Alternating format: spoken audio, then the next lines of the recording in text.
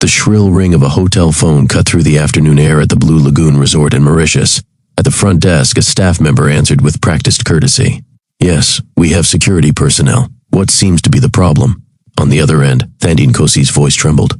"My husband isn't who he says he is. I need help." Before the call connected to security, the line went dead. 3 days into what should have been the perfect honeymoon, Thandi's manicured fingers tore through her new husband's luggage.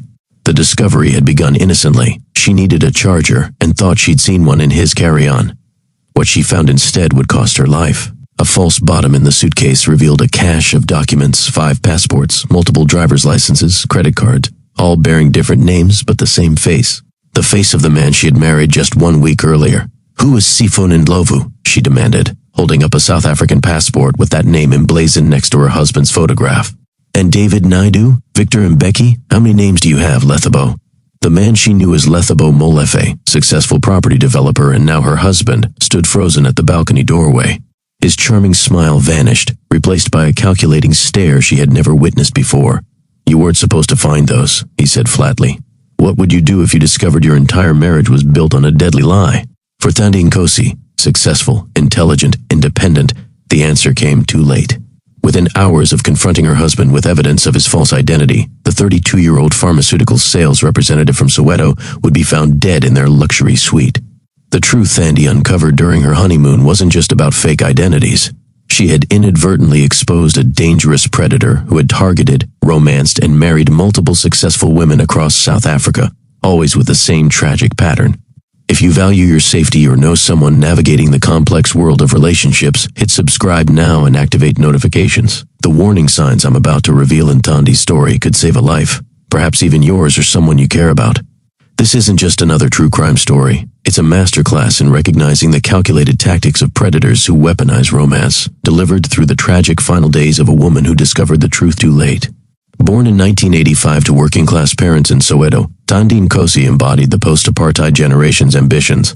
Her father, a taxi driver, and mother, a primary school teacher, sacrificed to ensure their daughter received the education they never had. Thandi studied by candlelight during power outages, recalled her mother, Grace Nkosi. Nothing deterred her. When other children played, she reviewed her notes. This determination defined her from childhood. That dedication earned Thandi a pharmacy scholarship at the University of Witwatersrand. While peers enjoyed campus life, she worked part-time at a local pharmacy, building relationships with industry professionals before graduation. She created her own luck, said Professor Mandla Zulu, her university mentor. Thandi never waited for opportunities. She manufactured them through preparation and persistence. By 30, Thandi had climbed the ranks at Pharmasa, one of Johannesburg's leading pharmaceutical distributors. As a regional sales manager, she oversaw accounts worth millions of rand, earned performance bonuses that funded her scent and apartment, and built investments other professionals her age only dreamed about. Thandi tracked every cent, said Nomvula Dlamini, her close friend since university. She could tell you exactly how much she needed for retirement at 55. She researched companies before investing, vetted financial advisors with multiple references, and never made impulsive decisions. This methodical approach extended to her personal life. Colleagues described how Thandi vetted potential partners with the same thoroughness she applied to business deals. She once ended a promising relationship because the man couldn't provide proof of his claimed MBA, Nomvula revealed. Another time, she researched a boyfriend's family before agreeing to meet them. We teased her about running background checks, but that was Thandi. Cautious, deliberate, protected by her own vigilance. Before Lethabo, Thandi had dated 3 men seriously, each relationship lasting over a year. Each ended when the partner failed to meet her carefully considered standards: financial responsibility, professional ambition, and complete transparency. Her brother Themba remembered her relationship philosophy. Thandi always said, "I've worked too hard to build my life to let someone else crash it." She never introduced us to anyone until they'd passed her 6-month evaluation period. At family gatherings, relatives often pressed about marriage. Thandi consistently answered, "I'd rather be alone than rush into the wrong partnership." Her professional and personal philosophies aligned perfectly: verify, analyze, proceed with caution. The skills that made Thandi successful couldn't protect her from what was coming. The systematic, careful woman who built her life through deliberate choices would soon make the most impulsive decision of her life, one that would ultimately end it. #the fateful meeting in a courtship. On a cool April evening in 2015, Thandi attended a pharmaceutical industry networking event at the Sandon Convention Center. Representing Pharmasa at their corporate booth, She focused on connecting with potential clients rather than socializing. "I've been watching you work the room," a voice said behind her as she refilled her water glass. "You've made more meaningful connections in an hour than most people make all night." Lethabo Molefe introduced himself as the CEO of Molefe Properties, a boutique development firm specializing in luxury medical facilities. His knowledge of the pharmaceutical industry impressed Thandi immediately. Thandi asked intelligent questions about pharmaceutical storage requirement and discussed property investment with remarkable detail, Thandi later told Nomvula. He spoke about tax advantages for medical developments that even I didn't know about. What Thandi couldn't recognize was how thoroughly Lethabo had studied her before their chance meeting. Social media posts, professional profiles, and conversations with mutual acquaintances had given him the perfect script to appear as her ideal match. He mentioned books she loved, shared her views on investment strategies, even ordered her favorite wine, Nomvula recalled. It felt like fate to Thandi, but it was calculation. Their first official date extended from dinner to midnight conversations about their 5-year plans. By the third date, Lethabo presented an investment opportunity in a medical office complex, complete with falsified projections showing remarkable returns. For the first time, Thandi didn't verify his claims, her financial advisor noted later. She invested $200,000 without conducting her usual due diligence. Within 2 months, Lethabo had keys to her apartment. By month 4, they discussed marriage. The whirlwind romance moved at a pace entirely unlike Thandi's previous relationships. "I've never seen her like this," Themba told their parents after meeting Lethabo for the first time. "She's making decisions without analyzing them. This isn't the sister we know." When Themba questioned Lethabo's vague answers about his family background, Thandi defended him vigorously. "Not everyone has a perfect family story like ours," she snapped, creating the first serious rift with her brother. 6 months after they met, during a weekend trip to Cape Town, Lethabo proposed with a 5-carat diamond ring at a helicopter-accessed private picnic on Table Mountain. The extravagant gesture overwhelmed Thandi's remaining reservations. The engagement announcement shocked those closest to her. "This can't be my methodical friend who once created a spreadsheet to evaluate men she dated," Nomvula said. "She's planning a wedding to someone she's known for half a year?" Themba's concerns grew when preliminary wedding costs fell entirely to Thandi. His property development business always had reasons for cash flow issues, Themba explained later. "Yet he insisted on an expensive venue that stretched my sister's savings. Have you ever ignored warnings about someone because you wanted to believe in the relationship? Share your experiences in the comments below. What red flags do you wish you'd recognized sooner? Your insight might help others spot warning signs before it's too late." The 8 months between engagement and wedding day transformed Thandi from a financial conservative to a woman willing to empty her savings account for the perfect ceremony. She withdrew $350,000 from her long-term investments, her financial advisor confirmed.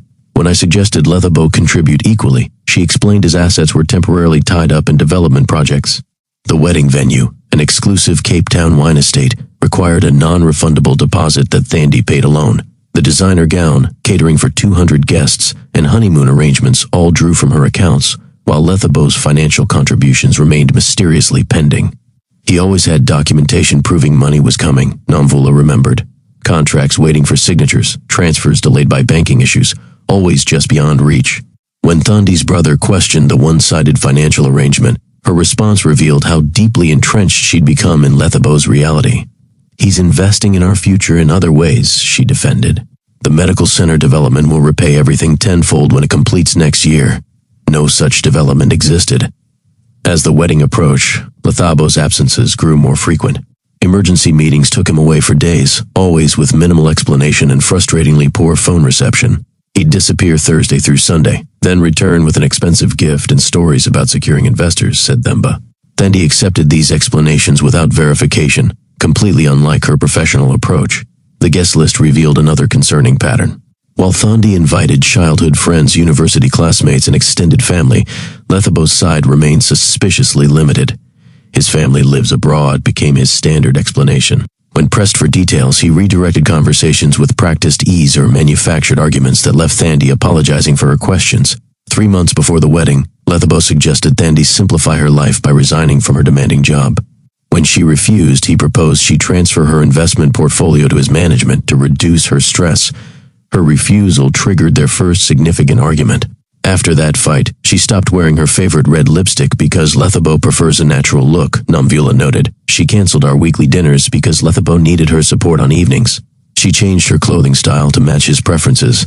Phone records would later show Thandy's communications with close friends dropped by 70% during wedding preparations. Her formerly active social media accounts grew quiet, except for carefully curated engagement photos. Looking back, her mother reflected, she became smaller in his presence. She checked his reactions before speaking. She apologized constantly. The confident woman we knew faded month by month. What Thandi dismissed as quirks were actually deadly warning signs, a methodical isolation campaign designed to separate her from those who might recognize the danger before it was too late. April 8, 2017 arrived with perfect Cape Town weather for the Nkosi Molefe wedding. Sunshine streamed through stained glass windows as Thandi walked down the aisle at St. George's Cathedral, her father beaming proudly beside her. 200 guests filled the pews, teachers who had encouraged her, university friends who had studied alongside her, colleagues who respected her professional acumen. The right side of the cathedral stood noticeably sparse. Only 7 people represented Lethabo's side. 2 men he introduced as business associates, 3 distant cousins, and a couple claiming to be family friends from abroad. Where are his parents? Themba whispered to Nomvula during the ceremony. Supposedly traveling in Europe, she replied. Convenient timing. The reception showcased Thandy's substantial investment, gourmet dining, premium open bar, a 10-piece band, and spectacular vineyard views. Photographs captured her radiant smile, while video footage revealed Lethabo constantly scanning the room, checking his phone, and stepping away for important calls. After changing from her wedding gown into a designer travel outfit, Thandy kissed her parents goodbye. Next time you see me, I'll be Mrs. Molefe, she said, clutching her new husband's arm. Her mother held the embrace longer than usual, an inexplicable anxiety tightening her chest. 3 flights and 20 hours later, the newlyweds arrived at Mauritius's Blue Lagoon resort. Reception staff later recalled distinct impressions of the couple. The wife was friendly, asking questions about local attractions, said receptionist Amira Patel. The husband seemed agitated during check-in, especially when we requested passport documentation. He insisted on handling all paperwork himself. Security footage showed Lethabo's demeanor changing when a staff member admired Thandy's diamond necklace, a wedding gift from her parents. His smile vanished, replaced by a territorial hand on her waist, guiding her quickly toward their suite. The first 2 days proceeded with expected honeymoon activities, beach walks, couples massages, sunset dining. Yet observant staff noted peculiarities. Lethabo refused housekeeping access to their room, insisted on personally receiving all room service deliveries, and reacted with visible irritation when Thandy chatted with other guests. He kept taking phone calls in secluded areas, recalled beach attendant Raj Gopal. Sometimes speaking English, sometimes another language, always returning more tense. On the 3rd morning, Thandy posted her final social media update, a sunrise photo captioned "Paradise with my forever love." The geotag pinpointed their exact location at Blue Lagoon Resort. That afternoon, a hotel employee overheard Lethabo arguing on his phone. She knows something.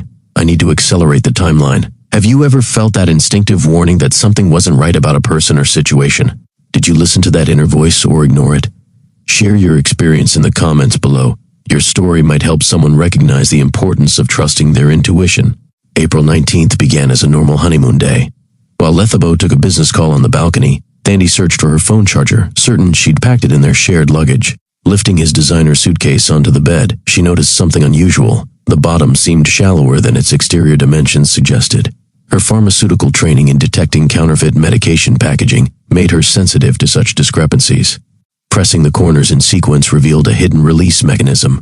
The false bottom lifted, exposing a compartment containing a South African passport, 3 Zimbabwean passports, 2 driver's licenses, and multiple credit cards, each bearing a different name but the same photograph.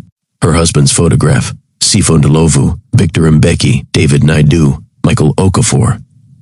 Paralyzed by shock, Thandy examined bank cards issued under various identities. Beneath these lay a notebook containing account numbers, including her own investment account details, written in her husband's handwriting. The balcony door slid open. Lethabo stepped inside, his business smile freezing as he saw the exposed compartment and documents spread across the bed. "What is this?" Thandy demanded, holding up the passport bearing the name Sifo Ndlovu. "Who are you really?" According to Rajiv Naker, the honeymoon couple next door, the argument escalated rapidly. The woman kept shouting everything was a lie and demanding to know how many others there had been. The man started calmly but grew threatening. Naker and his wife heard objects smashing against walls. Then we heard her scream that he'd stolen her money. He told her to keep her voice down or she'd regret it. Hotel phone records confirmed Thandi called the front desk at 2:17 p.m., requesting security. The call disconnected abruptly. She immediately dialed her brother Themba in South Africa, leaving a frantic voicemail. He's not who he says he is. His real name is Sifo Ndlovu. Check my accounts. Call me back immediately. The property manager reported hearing the couple's door slam at approximately 2:25 p.m. Security footage captured Lethabo, now known to be Sifo Ndlovu, leaving alone, returning 40 minutes later with a shopping bag. During his absence, Thandi made 4 calls to the South African embassy in Mauritius, to her bank's fraud department, to her friend who worked for the Johannesburg police, and a final call to Nomvula at 3:03 p.m. She was terrified, Nomvula recalled. She said she'd discovered multiple fake identities and evidence he'd transferred R$800,000 from her investment accounts without authorization. She found notes with her banking passwords that she never shared with him. According to Nomvula, Thandi revealed the devastating truth. He's married at least twice before under different names. I found photos of other women. I think he's coming back. I've barricaded the door, but I'm calling for help. That call ended abruptly with Thandi whispering, "He's here." Hotel security, responding to complaints about renewed shouting, arrived at 3:47 p.m. They received no response to repeated knocking. Upon forcing entry at 4:15 p.m., they discovered Thandi's body in the bathroom. Banking records would later confirm unauthorized transfers beginning 3 months before the wedding. Small amounts initially, growing larger after marriage. The morning of Thandi's death, a transfer of 1.2 million rands had been initiated from her retirement account to an offshore account in the Cayman Islands. In that moment, Thandi's honeymoon became a death trap. The paradise suite transformed into a crime scene, her romantic getaway into a calculated murder, and her marriage certificate into evidence of the most deadly fraud she would never live to expose. Hotel security found Thandi on the bathroom floor at 4:15 p.m. The official report documented ligature marks on her neck and defensive wounds on her hand. The luxury suite told the story of her final struggle. Overturned furniture, shattered glass, and blood spatter indicating she had fought fiercely for her life. She died from manual strangulation followed by blunt force trauma to the skull, confirmed Dr. Anand Gupta, the Mauritian medical examiner. The perpetrator used significant force, suggesting rage rather than calculated execution. The killer had attempted to stage a robbery. Thandi's jewelry lay scattered, drawers emptied onto the floor. Yet her laptop remained untouched, the device that would later reveal she had emailed herself photographs of the false documents as evidence. While Mauritian police secured the crime scene, Sifo Ndlovu had already implemented his escape plan. Security cameras captured him leaving the resort at 4:05 p.m., carrying both his original suitcase and Thandi's designer luggage. He took a taxi to Sir Siwuzagur Ramgoolam International Airport, where he boarded a 5:40 p.m. flight to Madagascar using yet another identity, James Mutasa, a Zimbabwean businessman. He had planned multiple exit strategies, explained Detective Inspector Raj Sharma of the Mauritian police force. Before we identified him as a suspect, he had already left Mauritian airspace. By the time Themba Nkosi received his sister's voicemail and contacted Mauritian authorities, Ndlovu had landed in Antananarivo. From there, he traveled overland to Mozambique, then disappeared into Tanzania, countries with limited extradition agreements and minimal border control technology. The initial investigation faced substantial obstacles. Mauritian authorities had little experience with sophisticated identity fraud cases. The crime scene yielded minimal forensic evidence beyond Thandi's defensive wounds containing DNA that matched no existing criminal database. South African police struggled to connect the multiple identities without centralized records. Each identity, Lethabo Molefe, Sifo Ndlovu, Victor Mbeki, David Naidu, Michael Okafor, existed in isolation with authentic appearing documentation. We had 5 different investigations running simultaneously before realizing they connected to one perpetrator, admitted Captain Jonas Kumalo of the South African Police Service Financial Crimes Unit. Thandi's family refused to let bureaucracy impede justice. Themba quit his engineering job to coordinate the international investigation. Their father liquidated his pension to fund private investigators when official resources waned. Their mother organized press conferences ensuring Thandi's story remained in headlines across southern Africa. The authorities expected us to accept condolences and move on, Themba said. We made sure they understood our sister deserved justice regardless of international boundaries. 4 months after the murder, South African authorities established Task Force Thandi, a specialized unit combining financial crimes experts, homicide detectives, and international liaison officers. They assembled evidence from previous victims who had lost money to the same man under different identities but survived the experience. Interpol issued a red notice under all known identities, flagging passport control systems across Africa, Europe, and Asia. Bank accounts connected to his various personas were frozen and monitored. Digital surveillance tracked credit card activities associated with his known financial footprints. For 26 months, the manhunt continued without success. The killer had vanished, seemingly transforming into yet another unknown identity, while Thandi's family kept her memory alive through relentless advocacy. As investigators pieced together evidence from multiple jurisdictions, a disturbing pattern emerged. Sifo Ndlovu wasn't simply a murderer, he was a methodical predator with a decade-long history of financial and emotional exploitation. We identified 5 previous victims before Thandi, explained financial crimes investigator Lerato Malloy. Each case followed the same progression: courtship, marriage, financial drainage, disappearance. Busisiwe Mahlangu, a Pretoria marketing executive, lost 1.2 million rands to Victor Mbeki in 2013. She described a calculated approach. He studied me for months before our accidental meeting. He knew my favorite author, my dream vacation spots, even my investment goals. He became whatever I was looking for. Court records revealed Ndlovu's first documented victim from 2011, Dr. Precious Kumalo, a Durban pediatrician who nearly lost her practice to David Naidoo before discovering unauthorized loans taken against her medical offices. He targets high-achieving professional women, typically 30 to 45, financially independent, career-focused, and often with limited family oversight, noted criminal psychologist Dr. Naomi Katz. He selects women whose professional success makes them vulnerable to romantic attention that acknowledges their accomplishments. Each victim described identical tactics: lavish attention, accelerated relationship timelines, and isolation from protective social circles. Marriage provided legal access to financial accounts, property, and identity documents that facilitated his crimes. Financial forensics revealed his operational pattern. Initial small transfers tested security boundaries. After marriage, larger sums moved through complex networks of shell companies across multiple countries.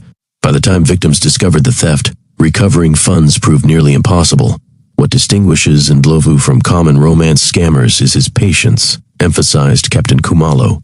He invested years developing relationships, creating elaborate documentation, and constructing believable professional personas. This long-term approach yielded higher financial returns and greater escape opportunities. Digital forensics uncovered meticulous research files on each victim.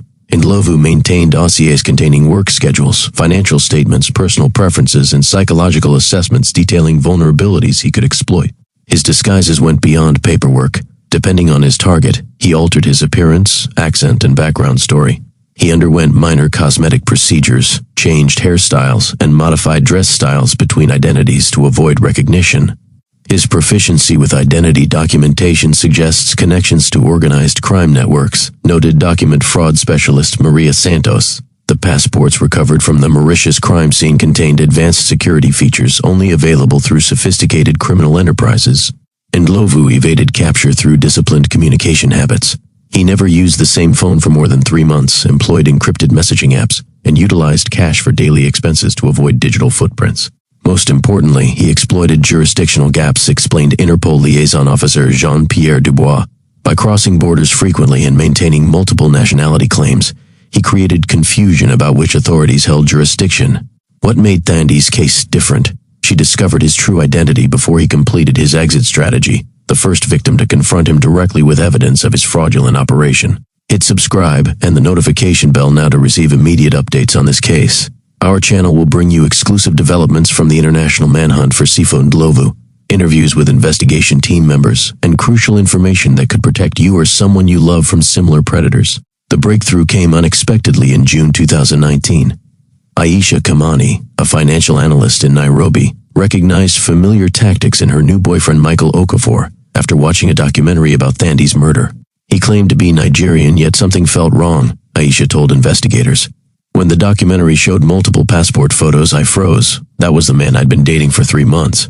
Instead of confronting him, Aisha contacted Kenyan authorities with evidence connecting her boyfriend to Sifo Ndlovu. She methodically documented his activities while police established surveillance. She risked her life gathering critical intelligence, praised Detective Wanjiku of the Kenyan National Police. Her apartment's hidden cameras captured him photographing her financial statements and copying her computer files.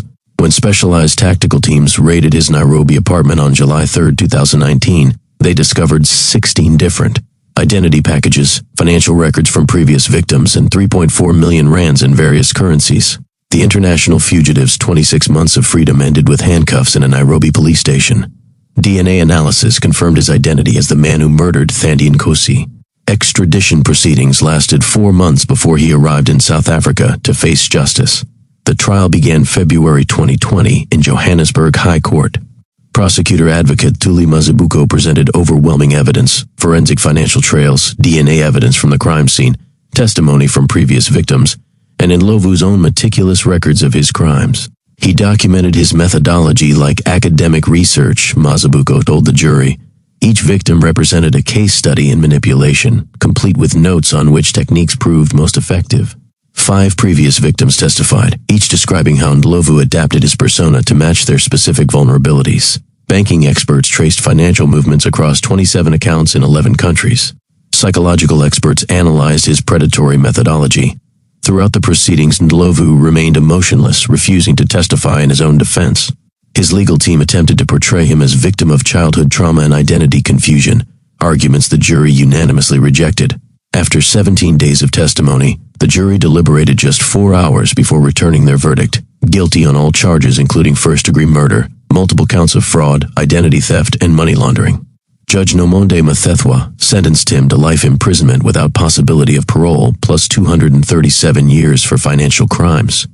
"You weaponized intimate relationships for predatory purposes," she stated during sentencing. "Your calculated exploitation of trust represents the highest level of criminal sophistication and moral bankruptcy." For Thandi's family, the verdict brought validation without healing. Justice exists, yet Thandi remains gone, Themba told reporters outside the courthouse. The system that allowed one man to create multiple official identities must be reformed so no other family experiences our pain. 6 months after the conviction, Thandi's family established the Thandi Nkosi Foundation with a clear mission: preventing financial exploitation in relationships through education, advocacy, and support.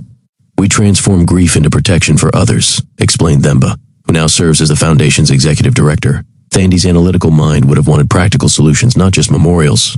The foundation partners with financial institutions to implement relationship financial abuse warning systems, algorithms detecting unusual transaction patterns when accounts merge or relationships formalize. These systems have flagged over 300 potentially exploitative situations since implementation. South African law enforcement created the Relationship Crimes Unit in 2021, specializing in cases where romantic connections facilitate financial exploitation.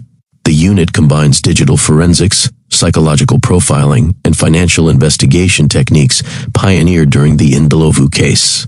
Thandi's case revolutionized how we approach these crimes, explained Captain Bongani Mthembu, who heads the unit. "We now recognize that romance scammers aren't just online predators. They're sophisticated criminals who may spend years developing in-person relationships before executing their schemes." The Foundation's educational program reaches 50,000 South African professionals annually with practical protection strategies. 1. Maintain financial independence even in committed relationships.